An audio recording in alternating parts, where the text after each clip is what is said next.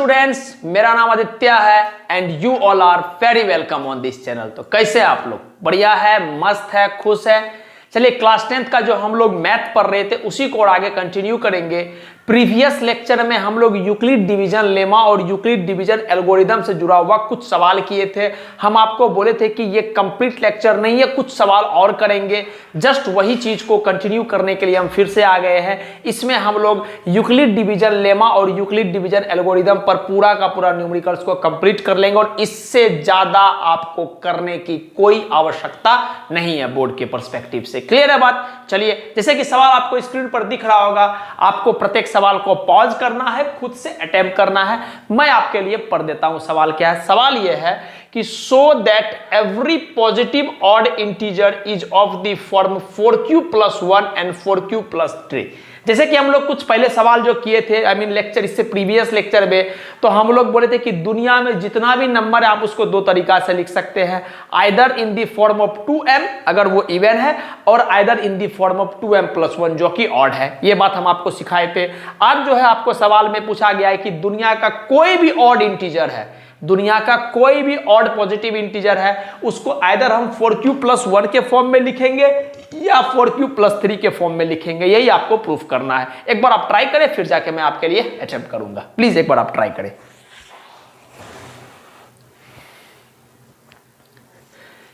चलिए, हम उम्मीद करते हैं कि आप एक बार ट्राई किए होंगे। हम आपके लिए इस सवाल को अटेम्प्ट करना शुरू कर रहे हैं। ध्यान दीजिएगा क्या कर रहे हैं, सवाल को आराम से समझिएगा। हमको क्या बोला जा रहा है कि एवरी पॉजिटिव, ध्यान से सुनिएगा, एवरी पॉजिटिव ऑड इंटीजर, दुनिया में जितना भी पॉजिटिव ऑड इंटीजर है, not positive integer, positive odd integer जो है उसको आइदर हम 4q + 1 के फॉर्म में लिख सकते हैं या हम 4q + 3 के फॉर्म में लिख सकते हैं। बोले बढ़िया बात है सर, आप दिए सवाल तो करेंगे, कोई दिक्कत नहीं। करते हैं, समझते हैं। मान लेते हैं let there let n be any positive odd integer। ठीक, हम अपने मन से मान लिए बाबू, हम अपने मन से मान लिए कि अपने पास n जो है एक पॉजिटिव ऑड इंटीजर है। ठीक, जैसा सवाल बता बोल रहा है कि पॉजिटिव ऑड इंटीजर निकालना, इसलिए हम पॉजिटिव ऑड इंटीजर ही माने हैं n को। ठीक, अच्छा, अब आप देख रहे हैं कि आइदर 4q + 1 है या 4q + 3 है, तो हमको समझ में आ रहा है 4 × q है। इसका मतलब हमको कहीं ना कहीं 4 से क्या करना पड़ेगा, डिवाइड करना पड़ेगा। तो देखिएगा हम क्या लिख रहे हैं, on dividing n by 4 let we get q as quotient and r as remainder. ठीक है, हम अपने मन से बोल दिए कि जब हम n को, क्यों अपने मन से बोल रहे?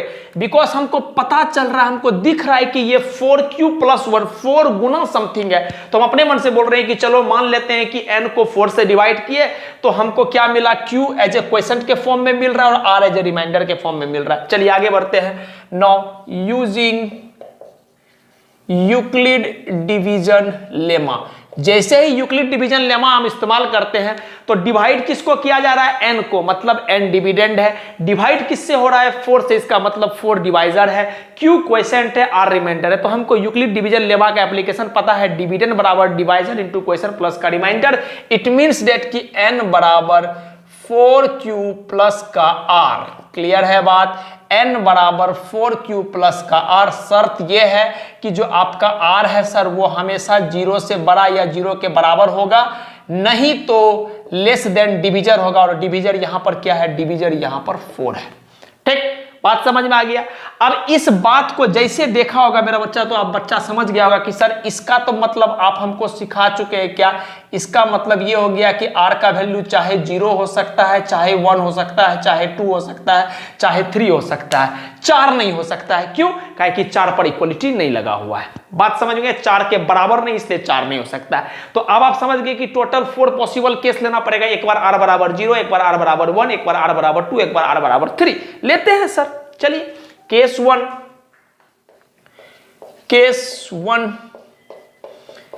1 लिए जब हमारा r बराबर 0 है, ठीक है।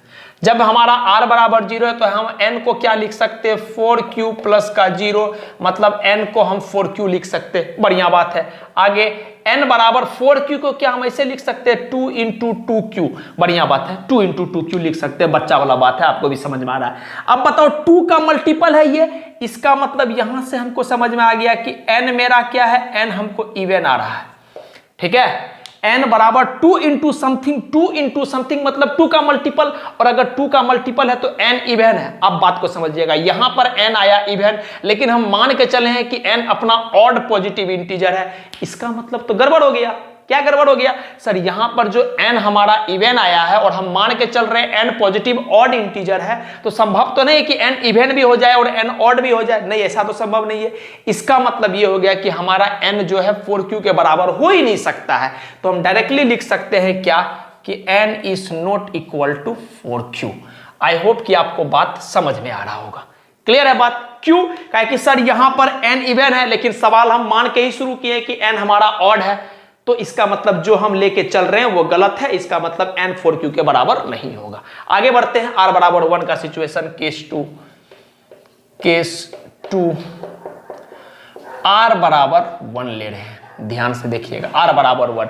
अब जैसे ही r बराबर 1 लेंगे, यहां पुट करेंगे तो n बराबर हो जाएगा 4q प्लस का 1। आगे बढ़ते हैं, n बराबर 2 इंटू 2q प्लस का 1 हम लिख सकते हैं। बिल्कुल। आप बताइए 2 इंटू समथिंग को क्या बोल सकते हैं? 2 इंटू समथिंग को हम लोग इवन बोल सकते हैं। और आपको हम कल सिखाएं कि इवन में 1 जोड़ेंगे तो हमेशा आपको ऑड मिलेगा। इट मीन्स डेट कि हमारा n जो है वो ऑड आ गया, और हमारा n जब ऑड आ गया, इसका मतलब हम मान के जो चले थे कि n हमारा ऑड है, सब कुछ वैलिड है। इसका मतलब n बराबर 4q प्लस 1 वाला फॉर्म एग्जिस्ट कर सकता है जब हमारा ऑड है। आगे बढ़ते हैं, समझ पा रहे होंगे? क्लियर है बात? आगे बढ़ते हैं केस 3। ध्यान से देखिएगा, केस 3 r बराबर 0 ले चुके हैं, 1 ले सके हैं, 2 का बात करते हैं। r बराबर 2। अब जैसे ही r बराबर 2 लिए तो वापस से हम r के जगह 2 पुट करेंगे। करते हैं n बराबर 4q प्लस का 2। क्लियर है? दोनों में से 2 कॉमन लेते हैं। n बराबर 2 इंटू 2q प्लस का 1। अब आप हमको बताओ, अगर कोई चीज 2 का मल्टीपल है, इट मीन्स डेट कि ये इवन है, ठीक। और अगर ये इवन है, इसका मतलब समझ में आ रहा है कि सर n हमारा इवन है, और हमारा n यहां पर इवन है, लेकिन हम मान के चले कि n हमारा ऑड है। इसका मतलब जो ये आया है कंक्लूजन, ये गलत आया है। इसका मतलब n जो है वो 4q प्लस का 2 के फॉर्म में नहीं हो सकता है। चलिए आगे बढ़ते हैं। आखिरी केस r बराबर 3 लेते हैं सर। केस 4 क्या सर? केस 4 में r बराबर 3 लेना है। चलिए r बराबर 3, इसका मतलब r बराबर 3 यहां पुट करना पड़ेगा। करते हैं n बराबर 4q प्लस का 3। क्लियर है? आगे बढ़ते हैं। चलिए n बराबर 4q प्लस का 2 प्लस का 1 हम ऐसा मान के चल रहे हैं, ठीक। आगे इसको थोड़ा सा, अरे बाबू 3 को 2 प्लस 1 लिख सकते हैं। बिल्कुल सर लिख सकते हैं। बढ़िया। n बराबर, अब इस दोनों में से 2 कॉमन ले लिए तो 2 इंटू 2q प्लस का 1 प्लस का 1, ठीक। बढ़िया बात है। एकदम कुछ नहीं किए सर बाबू, 3 को 2 प्लस 1 लिख लिए। अच्छा, 2 को साथ में ले लिए, 4q प्लस का 2 बराबर का प्लस का 1। अच्छा, इस दोनों में 2 कॉमन ले लिए तो 2 इंटू 2q प्लस का 1 प्लस का 1। आप देख पा रहे हैं कि 2 इंटू समथिंग, इसका मतलब ये 2 के मल्टीपल में, इसका मतलब ये हमारा इवन है। बात समझ में आ रहा है। और आप देख रहे हैं कि इवन में 1 जोड़ेंगे तो हमको ऑड मिल जाता है। जैसे यहां पर आप देख रहे हैं कि इवन में 1 जोड़ेंगे तो हमको क्या मिल जाता है, ऑड। इसका मतलब समझ में आ गया कि सर यहां पर n हमारा ऑड है, और मेरा अगर n ऑड है और हम मान के भी चले हैं कि हमारा n ऑड है, इसका मतलब n बराबर 4q प्लस का 3 फॉर्म हो सकता है। तो हमको इस चारों कंक्लूजन से क्या पता चला कि सर अगर हमारा n कोई पॉजिटिव ऑड इंटीजर है तो चाहे n का वैल्यू 4q प्लस 1 हो सकता है या n का वैल्यू 4q प्लस 3 हो सकता है, लेकिन n का वैल्यू 4q नहीं हो सकता है और n का वैल्यू 4q प्लस 2 नहीं हो सकता है। काहे कि यहां पर n इवन आ जाएगा और यहां पर भी n इवन आ जाएगा, लेकिन सवाल वाला बोल रहा है ऑड इंटीजर के लिए। इसका मतलब क्या हम बोल सकते हैं, देयरफॉर from case 1, 2, 3, 4 एक चीज बच्चा की तरह आपको लिख के सिखा रहे हैं, ठीक है। From case 1, 2, 3, 4 we can say that every positive odd integer is of the form of 4q plus 1 and 4q plus का 3। और बच्चा देखेगा तो आप बोलेगा बिल्कुल सर हमको आप बताए भी है, और सवाल वाला खुद भी बोल रहा है कि एवरी पॉजिटिव ऑड इंटीजर को आइदर हम 4q प्लस 1 के फॉर्म में लिख सकते हैं या हम 4q प्लस 3 के फॉर्म में लिख सकते हैं। देयरफॉर यहां से हम बोल रहे हैं क्या, यही चीज हमको प्रूफ करना था। क्लियर है बात? एक बार मैं देख लेता हूं, कुछ कट भी रहा है, सब कुछ स्पष्ट है। बिल्कुल सर, बस प्रूफ कट रहा है सर, थोड़ा सा कंप्रोमाइज आप कर लीजिएगा, है ना बाबू, थोड़ा सा कंप्रोमाइज कर लीजिएगा, प्रूफ कट रहा है।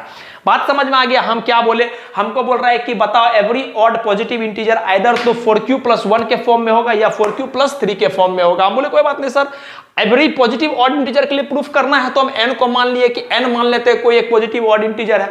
चलिए, जब हम लेट से कि n को जब 4 से डिवाइड करते हैं तो हमको q रिमाइंडर मिलता, q क्वोशिएंट मिलता है और r रिमाइंडर मिलता है। तो यूक्लिड डिवीजन लेमा से क्या बोल रहे हैं, डिविडेंड बराबर डिवाइजर इनटू क्वोशिएंट प्लस का रिमाइंडर। और यहां से कंडीशन आ गया कि रिमाइंडर जो है हमारा 0 के बराबर या 0 से बड़ा होगा, लेकिन लेस देन डिवाइजर होगा, it means that less than 4 होगा।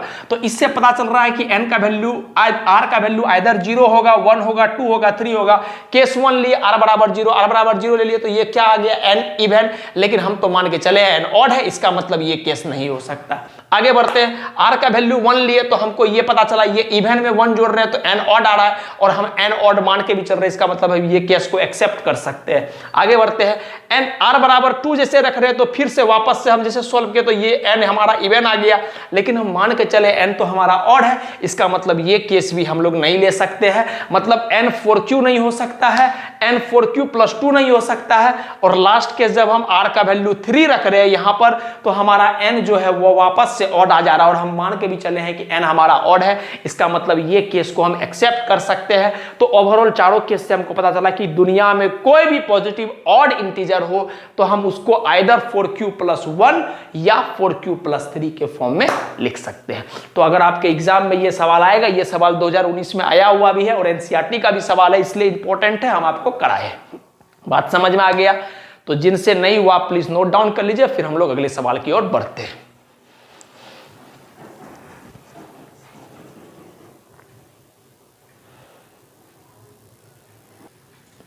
चलिए, नेक्स्ट सवाल आपके स्क्रीन पर आपको दिख रहा होगा। सवाल क्या है मैं आपके लिए पढ़ देता हूं। सवाल बोला जा रहा है कि using Euclid division lemma, Euclid division lemma का इस्तेमाल करते हुए so that cube of any positive integer, इस बार पॉजिटिव इंटीजर नहीं बोल रहा है बाबू, इस शब्द पे प्लीज फोकस कीजिएगा। Cube, cube of any positive integer is of the form either 9m के फॉर्म में होगा या 9m प्लस 1 के फॉर्म में होगा या 9m प्लस 8 के फॉर्म में होगा, किसी इंटीजर m के लिए। बस इतना सा सवाल है, एक बार आप ट्राई करें, फिर जाके मैं आपके लिए इस सवाल को अटेम्प्ट करूंगा। प्लीज आप ट्राई करें।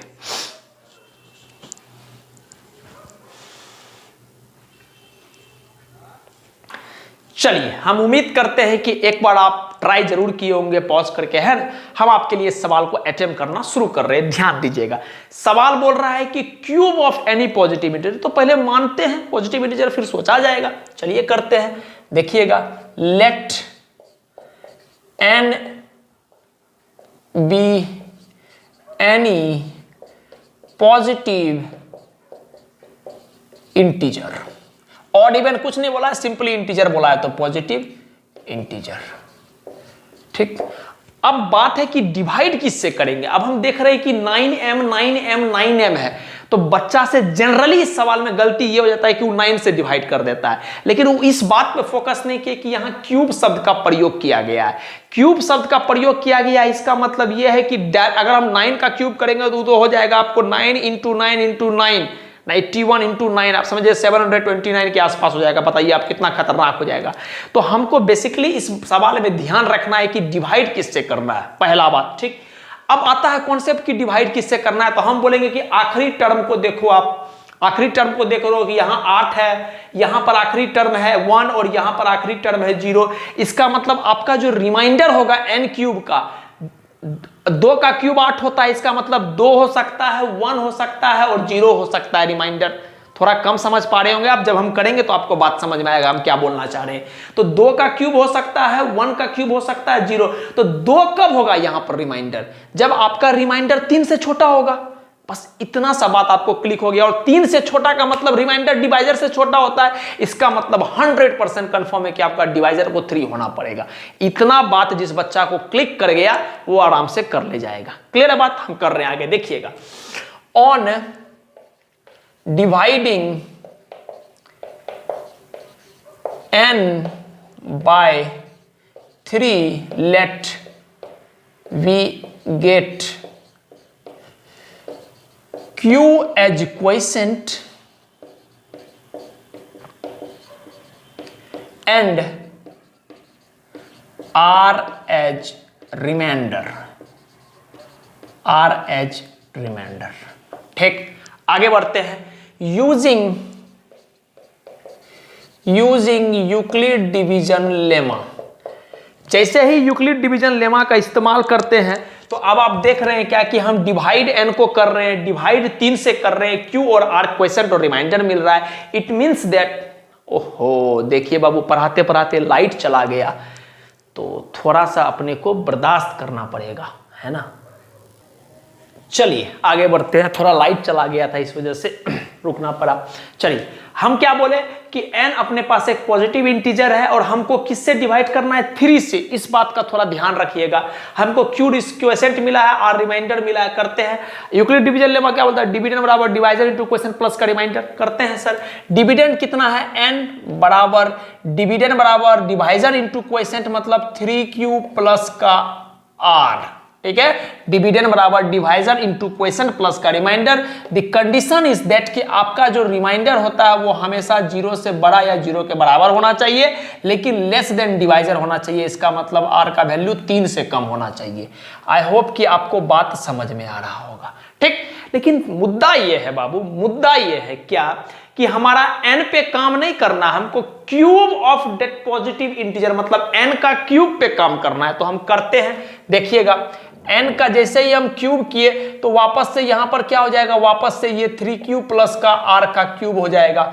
बात समझ पा रहे हैं, हमको n पे काम नहीं करना, हमको क्यूब ऑफ पॉजिटिव इंटीजर मतलब n का क्यूब पे काम करना है। तो जैसे ही n का क्यूब किया तो वापस से इधर क्यूब करोगे तो इधर भी क्यूब करना पड़ेगा, तो 3q प्लस r का होल क्यूब हो जाएगा। अब आप बताओ a प्लस बी का होल क्यूब वाला फॉर्मूला आपको पता है? तो आपको पता है कि a प्लस बी का होल क्यूब का जो फॉर्मूला होता है वो होता है a cube plus B cube plus का 3ab इंटू का a प्लस बी। हम उनके लिए लिख दिए जिनको शायद याद नहीं होगा, हो सकता है कुछ बच्चा को याद हो, कुछ बच्चा को याद ना हो, तो उनके लिए लिख दिए जिनको याद नहीं है।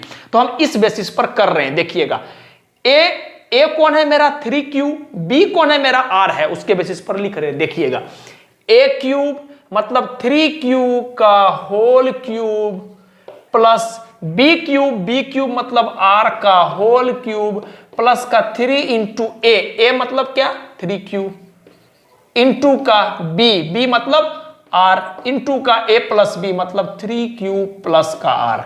अब इतना बच्चा की तरह लिख रहे हैं तो आप उम्मीद करते हैं कि आपको समझ में आया होगा। ठीक, थोड़ा सा और आगे बढ़ते हैं। 3q मतलब 3 3 जा 9 3 जा 27q क्यूब प्लस का आर क्यूब प्लस का 3 3 जा 9 9q आर इंटू का 3q प्लस का आर। आगे बढ़ते हैं, इसको हम मिटा देते हैं, इसका काम हो चुका है। चलिए थोड़ा सा और आगे बढ़ लेते हैं। n क्यूब बराबर क्या लिख सकते हैं सर?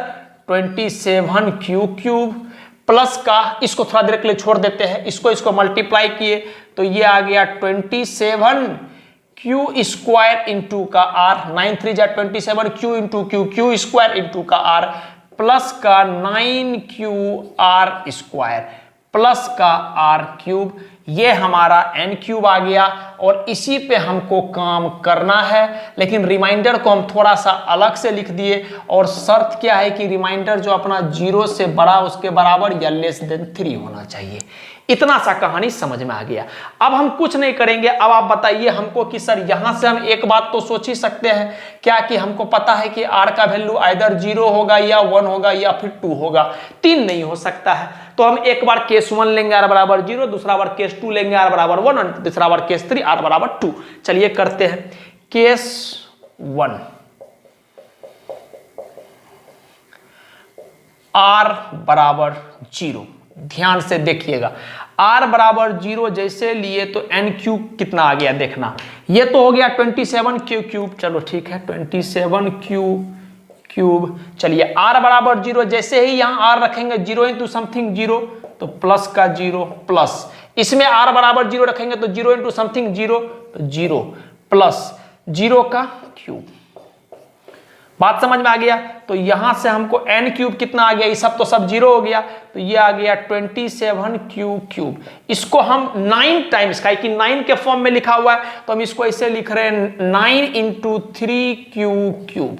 ठीक है, बात समझ में आ गया। और आगे बढ़ते हैं, n क्यूब बराबर हम इसको लिख रहे हैं 9m, जहां पर m बराबर हमारा क्या है 3q क्यूब। ठीक है, तो ये हमारा पहला फॉर्म आ गया कि हम n को 9m के फॉर्म में लिखे। बात समझ में आ गया? m अपने मन से कि कोई इंटीजर है m, तो हम m को बोल दिए कि यहां पर जो अपना m है वो हमारा m क्या हो जाएगा 3qm, 3q क्यूब। ठीक, इस चीज को पूरा को, इस पूरा चीज को बाबू, इस पूरा चीज को अपन m से रिप्लेस कर दिए। दैट्स इट, काहे कि हमको बस फॉर्म में चाहिए 9m, बस इतना। आगे बढ़ते हैं केस 2। केस 2 का अगर हम आपसे बात करेंगे तो केस 2 में हमको क्या लेना पड़ेगा, r बराबर 1 लेते हैं। r बराबर 0 हो चुका, r बराबर 1 लेते हैं, बढ़िया। n क्यूब बराबर 27q क्यूब को ऐसे ही रहने दो, 27q क्यूब प्लस का r बराबर 1, r बराबर 1 रखोगे तो ये तो 1 हो गया, 1 into 27q cube square, 27q square. r बराबर 1 रखोगे तो ये हो जाएगा 9q। ठीक, और ये हो जाएगा ब्रैकेट में प्लस का 1 का क्यूब। बात समझ में आ रहा है? कोई दिक्कत नहीं। आगे बढ़ते हैं, n क्यूब बराबर, इसको क्या लिख सकते हैं सर? इसमें से हम 9 कॉमन लिए, जैसे ही 9 कॉमन लिए तो ये हो जाएगा आई थिंक कितना 3q क्यूब प्लस का 3q स्क्वायर प्लस का आई थिंक 1 नहीं, 9 इंटू 1 तो इसको q ले लिए प्लस का 1 का क्यूब। ये बात समझ में आ गया? इस पूरा चीज को हम थोड़ा देर के लिए m मान लिए, इस पूरा चीज को हम थोड़ा देर के लिए m मान लिए। क्लियर है? तो हम इसको ऐसे लिख सकते हैं, बताना 9 क्यूब बराबर n क्यूब बराबर 9m प्लस का 1, जहां पर m बराबर क्या है हमारा, m बराबर ये पूरा चीज है मतलब 3q क्यूब प्लस का 3q स्क्वायर प्लस का क्यूब। ठीक, तो ये हमारा दूसरा फॉर्म आ गया। पहला फॉर्म आ गया कि सर n क्यूब को 9m के फॉर्म में लिख सकते हैं, बिल्कुल। n क्यूब को 9m प्लस 1 के फॉर्म में लिख सकते हैं, बिल्कुल। तीसरा है हमको 9m प्लस 8 के फॉर्म में लिखना, तो हम लिख रहे हैं। हम आपके लिए क्या करें, इसको थोड़ा सा मिटा देते हैं और यहां पर हम केस 3 बना रहे हैं। चलिए आगे बढ़ते हैं, केस 3।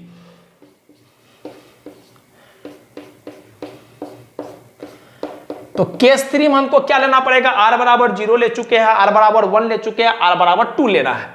सर लेते हैं r बराबर 2।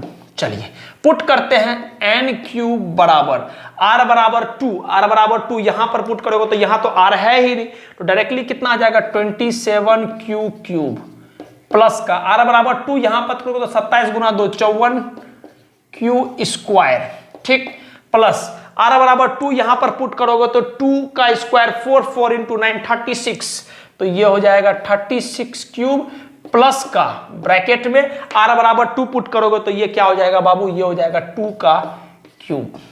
क्लियर है बात, कोई दिक्कत नहीं है। आगे बढ़ते हैं। चलिए इसमें से वापस से हम 9 कॉमन ले लेते हैं। हम लेने के लिए 9 क्यू भी कॉमन ले सकते हैं, लेकिन उससे कोई फर्क नहीं पड़ेगा, कोई दिक्कत नहीं है। आप लेने के लिए यहां से 9 क्यू भी कॉमन ले सकते हैं, लेकिन क्यू इंटू समथिंग को वापस से हमको m लिखना पड़ेगा, तो हम सिर्फ 9 कॉमन लेते हैं। मेरा मन ले रहे हैं 9 कॉमन, तो n क्यूब बराबर 9 जैसे ही कॉमन लिए तो ये हो जाएगा कितना 3 क्यू क्यूब प्लस का 6 क्यू स्क्वायर प्लस का 4 इंटू 9 36, मतलब ये हो जाएगा 4 क्यूब प्लस का 2 का क्यूब 8। बात समझ में आ गया।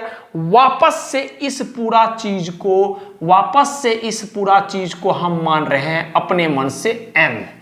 क्लियर है। अब जैसे ही हम उसको m माने तो यहां से आपको पता चल गया कि n क्यूब बराबर 9m प्लस का 8, जहां पर हमारा m का वैल्यू है 3 क्यू क्यूब प्लस का 6 क्यू स्क्वायर प्लस का 4 क्यू। ठीक, ये आ गया हमको। तो हमको तीसरा फॉर्म क्या मिला, तीसरा फॉर्म मिला 9m प्लस का 8, और आप देख रहे हैं कि 9m प्लस का 8 ही चाहिए था।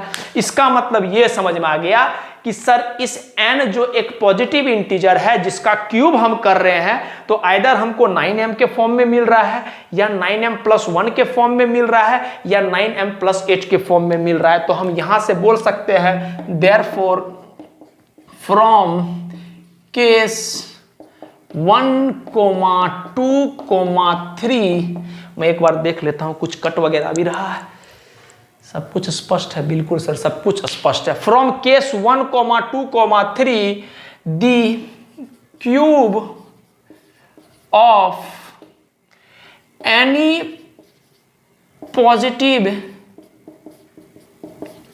Integer is of the form 9m, 9m plus 1, 9m plus का 8, और में डाल के हम कर सकते हैं। और यहां पर हमारा ये सवाल पूरा रूप से खत्म हो गया। मैं एक बार जल्दी आपको समझा देता हूं मैं क्या किया हूं, ठीक, देखना समझ में आ रहा है। हमको बोल रहा है कि बताना है कि आपको cube of any positive integer either तो 9m के फॉर्म में होगा, या 9m प्लस 1 के फॉर्म में होगा, या 9m प्लस 8 के फॉर्म में होगा। हम बोले बढ़िया बात है सर, कोई दिक्कत नहीं है। हम मान लिए कि क्यूब ऑफ पॉजिटिव इंटीजर, तो मान लिए n एक कोई पॉजिटिव इंटीजर है। ठीक, सवाल आता है कि किससे डिवाइड करेंगे, तो हम देखते हैं कि यहां पर लास्ट रिमाइंडर 8 आ रहा और क्यूब करना पड़ेगा हमको, तो क्यूब करना पड़ेगा, तो 2 का क्यूब करेंगे तभी तो 8 आएगा। इसका मतलब आखिरी रिमाइंडर अगर 2 है तो पक्का है कि डिविजर 3 होगा, तब तो उससे कम आएगा। देखो ना, अगर आपका डिविजर 3 से कम होगा, सॉरी डिविजर 3 होगा, तब तो आपका r का वैल्यू 0, 1, 2 होना चाहिए, r 3 नहीं हो सकता। इसका मतलब समझ में आ गया कि हमको डिवाइड तो 3 से ही करना पड़ेगा। बात समझ में आ गया। तो चलिए करते हैं। जब हम n को 3 से डिवाइड करें तो हम अपने मन से मान लिए कि q क्वेश्चन मिल रहा है और r रिमाइंडर मिल रहा है। ठीक, तो यूक्लिड डिवीजन लम्हा लगाए, डिविडेंड बराबर डिवाइजर इनटू क्वेश्चन प्लस का रिमाइंडर। शर्त यह है कि रिमाइंडर 0 के बराबर या उससे बड़ा, लेकिन लेस देन डिविजन मतलब 3 से कम। क्लियर है। लेकिन सवाल आता है कि n पे काम नहीं करना है, हमको n का क्यूब पे काम करना है। तो हम दोनों तरफ क्यूबिंग किए, तो जैसे क्यूबिंग किए तो हमको a प्लस बी का होल क्यूब का फॉर्मूला आ गया, और हमको पता है कि a प्लस बी का होल क्यूब का फॉर्मूला क्या होता है। देखिएगा, a cube plus B cube plus का 3ab इंटू का a प्लस का b। एकदम बच्चा की तरह लिखे, हम डायरेक्ट नहीं लिखे। चलिए अब इसका क्यूब करेंगे तो 27 क्यू क्यूब आ गया, r का क्यूब r क्यूब, इसका 3 into 3 9 into Q into r 9 Q r plus का 3 क्यू प्लस का। ठीक, आगे बढ़ते हैं। 27 क्यू क्यूब, r क्यूब को अभी छोड़ दिए कि मेनली रिमाइंडर पे ही काम करना है, तो r क्यूब को रहने दिए। आगे 9 इंटू 3 27 प्लस का q into Q, Q square into का r। ठीक, plus 9 into r 9QR into R तो क्या होगा 9QR स्क्वायर प्लस का, तो हमको n क्यूब आ गया ये चीज और ये, लेकिन r पे अभी भी कंडीशन वही है क्या कि r 0 से बड़ा उसके बराबर या 3 से छोटा होगा। इसका मतलब ये है कि यहां से हमको पता है कि r का वैल्यू आइदर 0 हो सकता है, 1 हो सकता है या 2 हो सकता है, मतलब 3 पॉसिबल केस बनेगा। तो एक बार r का वैल्यू 0 लिए, सारा कहानी आपके फॉर्म में आ गया। आपको यहां पर n क्यूब बराबर इतना आ गया, तो 9 के फॉर्म में लाना है तो 9 बस कॉमन लेते चलो, बाकी जो आए सबको m मानो। ठीक, तो पहला केस आ गया कि n क्यूब बराबर 9m। ठीक, जब हम r बराबर 1 लिए तो n क्यूब का वैल्यू आ गया 9m प्लस 1। 9 को बाहर निकालो, बाकी जो आ रहा है उसको m मान लो। ठीक, और तीसरा केस आ गया r बराबर 2 पर। r बराबर 2 पर हमको क्या मिला, r बराबर 2 पर मिल गया n क्यूब बराबर 9m प्लस का 8। 9 को बाहर निकालो, बाकी जो है उसको m मानो। ठीक, और रिमाइंडर तो अलग से अपना 8 है तो प्लस 8। तो इसका मतलब केस 1, 2 और 3 से हमको पता चल गया क्या कि दुनिया में कोई भी हमारा अगर पॉजिटिव इंटीजर्स है तो उसका क्यूब को हम चाहेंगे तो 9m या 9m प्लस 1 या 9m प्लस 8 के फॉर्म में लिख सकते हैं। बात समझ में आ गया? तो जिस बच्चा से ये सवाल नहीं हुआ था आप प्लीज नोट डाउन कर लीजिए।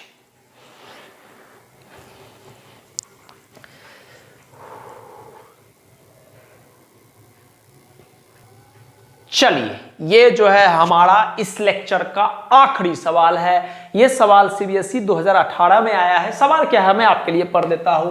Find the HCF of smallest prime number and the smallest composite number. बस आपको एचसीएफ निकालना है।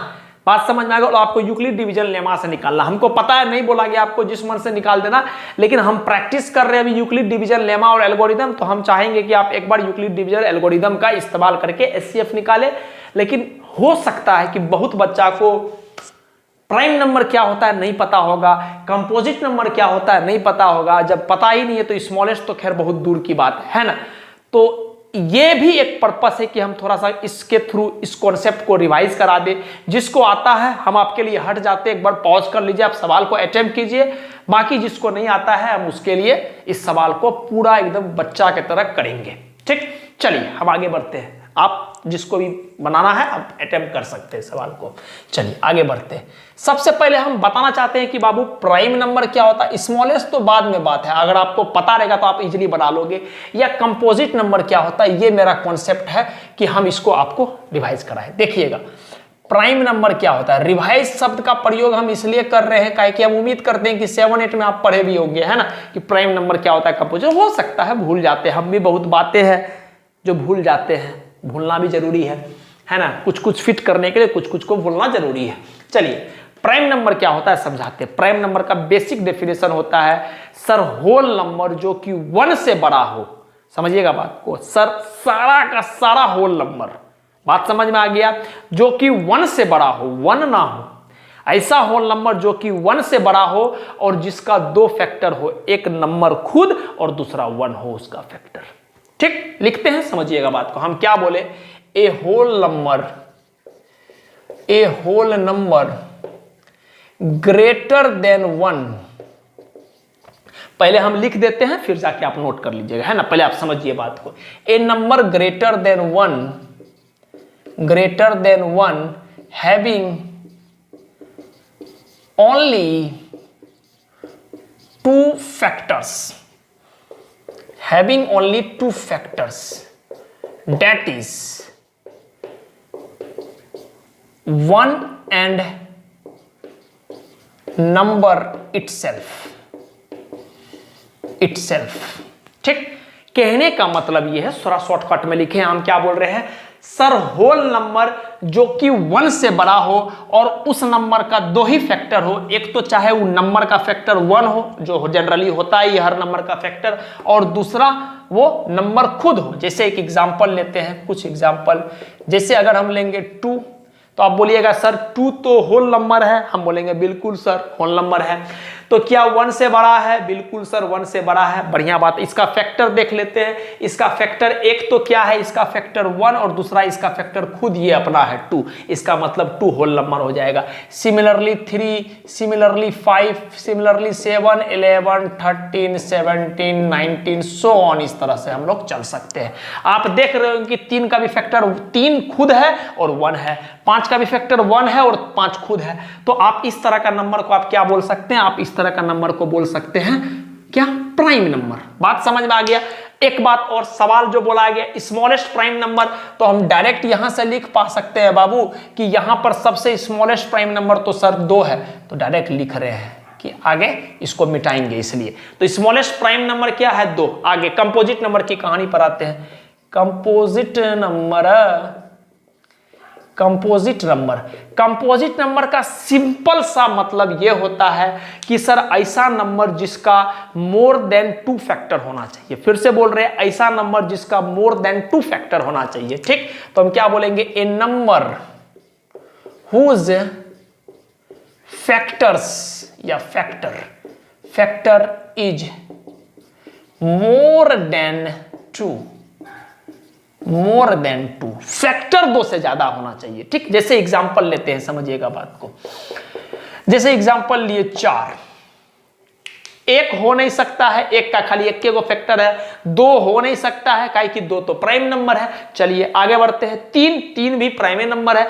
4 का बात करते हैं। 4 का फैक्टर क्या है, 1 खुद फैक्टर है 4 का, 2 भी फैक्टर है 4 का, और 4 खुद अपना एक फैक्टर है। इसका मतलब क्या, इस नंबर के पास 2 से ज्यादा फैक्टर है। बिल्कुल सर, देखेगा लग रहा है 3 गो फैक्टर है। इसका मतलब ये नंबर क्या हो जाएगा, कंपोजिट नंबर। सिमिलरली 4 हो गया, 6 हो गया, 8 हो गया, 10 हो गया, 12 हो गया, 14 हो गया, सो इस तरह से। ठीक, अगर 14 का बात करेंगे तो आप बोलोगे सर 2 है फैक्टर, 7 है फैक्टर, सर 1 है फैक्टर और 14 खुद है। देखो ना, 2 से ज्यादा 4 गो फैक्टर हो गया इसका मतलब इसको तो बेचारा को होना ही पड़ेगा कंपोजिट नंबर। बात समझ में आ गया। तो आई होप कि आपको कंपोजिट नंबर और प्राइम नंबर का कॉन्सेप्ट आज के बाद कभी परेशान नहीं करेगा, पहला। ठीक, दूसरा बात क्या है कि आपसे पूछा गया स्मॉलेस्ट कंपोजिट नंबर, तो मेरा बच्चा देख रहा है कि सर स्मॉलेस्ट कंपोजिट नंबर क्या है, 4। तो डायरेक्टली हम बोल सकते हैं कि सर स्मॉलेस्ट कंपोजिट नंबर 4 है। ठीक, अब हम आगे सवाल को बढ़ाएंगे। तो जिनको, अगर आपको लगता है कि ये वर्दी इंफॉर्मेशन है जो आपको नहीं आता था किसी कारणवश, जो भी हो, आप इसको नोट डाउन कर लीजिए, फिर हम सवाल को आगे प्रोसीड करते हैं। मैं हट जाता हूं। ठीक, पॉज करके आप प्लीज सवाल को नोट डाउन कर लीजिएगा। सवाल बोल रहे हैं, जो भी कॉन्सेप्ट है इसको नोट डाउन कर लीजिएगा। चलिए हम मिटा रहे हैं और इस सवाल को आगे प्रोसीड करने का शुरुआत कर रहे हैं। ठीक, चलिए मैं मिटा रहा हूं। ठीक है, चलिए।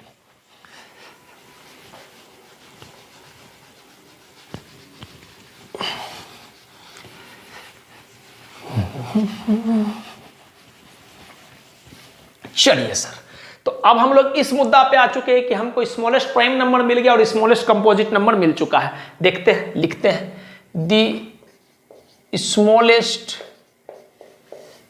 अच्छा, एक बात और स्पेशली आप नोट डाल करके ये बात को लिखिएगा। आहा, ये कैसे हम भूल गए बताना। ठीक, 1 के बारे में एक स्पेशल बात, आप देखें कि 1 ना ही प्राइम था और 1 ना ही कंपोजिट था। तो इस बात को जो आप डेफिनेशन लिखे उसके जस्ट नीचे में नोट डाल करके ये बात लिख भी लीजिएगा प्लीज, भूलिएगा 1 is neither A prime nor a composite number. ये स्पेशल बात है, आप प्लीज याद रखिएगा। ठीक, 1 जो है ना ही प्राइम नंबर है ना ही कंपोजिट नंबर है, तो आप इसको जरूर नोट डाउन कर लीजिएगा, है ना। मैं मिटा रहा हूं। ठीक, बात समझ में आ गया। चलिए आगे बढ़ते हैं, सवाल पे आते हैं। सवाल क्या है, smallest prime number. Sir smallest prime number जो है हमारा वो है 2। चलिए, स्मॉलेस्ट कंपोजिट नंबर जो है हमारा 4 है। मतलब सिंपल सी बात है कि 2 और 4 का हमको HCF निकालना है। कोई दिक्कत नहीं, हम करते हैं सर। यहां पर 2 और 4 का पहले हम अपने मन से कर देते हैं। 2 दूनी 4, 2 दूनी 4, और ये हमारा रिमाइंडर 0 आ गया। चलिए आगे बढ़ते हैं। यूजिंग यूक्लिड डिवीजन एल्गोरिदम का इस्तेमाल कर रहे हैं। ठीक है, using Euclid division algorithm short में लिख रहे हैं। चलिए पहले क्या करते थे, स्टेप 1 देखिएगा। स्टेप 1 में क्या करते थे, देखिए, सिंस 4 इज ग्रेटर देन 2। ठीक, अच्छा, using Euclid division lemma we get क्या मिला सर? डिविडेंड बराबर डिवाइजर इनटू क्वोशिएंट प्लस का रिमाइंडर। बढ़िया बात है। आगे स्टेप टू, ये तो अच्छा बात है कि तुरंत हमको रिमाइंडर मिल गया। सिंस रिमाइंडर बराबर 0, so our procedure stops here, hence the last divisor is our HCF। और आखिरी डिवाइजर कहाँ है? ए सर आखिरी डिवाइजर हमारा 2 है। देयरफॉर हम क्या बोल सकते हैं? HCF ऑफ 2 और 4 इज 2। सवाल नो डाउट बहुत आसान था, लेकिन अगर आपको ये 2018 में आया है बोर्ड में, लेकिन अगर आपको हल्का सा भी इतर बितर, अगर थोड़ा सा भी स्मॉलेस्ट प्राइम नंबर या प्राइम या कंपोजिट नंबर हल्का सा भी अगर आपको थोड़ा सा भी नॉलेज का कमी रहता तो शायद ये सवाल आप नहीं कर पाते। ठीक है, तो इस वजह से कभी कभी बोर्ड वाला बहुत आसान सवाल में कॉन्सेप्ट आपका देखता है कि बाबू को आता भी है कि नहीं आता है। क्लियर है बात? तो यहां पर हमारा यूक्लिड डिवीजन लेमा और यूक्लिड डिवीजन एल्गोरिथम का पूरा चीज पूरा बेहतर तरीका से कंप्लीट हो गया है। आप भी देखे होंगे और आप देख भी रहे किस तरह से हम कर रहे हैं। और नेक्स्ट लेक्चर जो आपको मिलेगा वो फंडामेंटल थ्योरम ऑफ अरिथमेटिक्स पे मिलेगा, जो कि हमारा नेक्स्ट टॉपिक है। जैसे कि आप किताब को उल्टा के देखिएगा तो हमारा जो नेक्स्ट टॉपिक है वो फंडामेंटल थ्योरम ऑफ अरिथमेटिक है। उसको भी बड़ा प्यार से सुकून से करेंगे हम लोग। क्लियर है बात? फिलहाल के लिए आप जिनसे नहीं हुआ ये सब बात आप नोट डाउन कर लीजिए, और हम लोग इस लेक्चर को यहीं पर कंपाइल कर रहे हैं, समअप कर रहे हैं। और जैसा कि हम हमेशा बोलते हैं, कोई भी हाल हो, कोई भी परिस्थिति हो सर, हर चीज टेम्पोररी है। आप मस्त रहिए, खुश रहिए, मुस्कुराते रहिए और अपना काम करते रहिए। फिलहाल के लिए थैंक यू। जिनसे नहीं हुआ जरूर आप नोट डाउन कर लीजिएगा।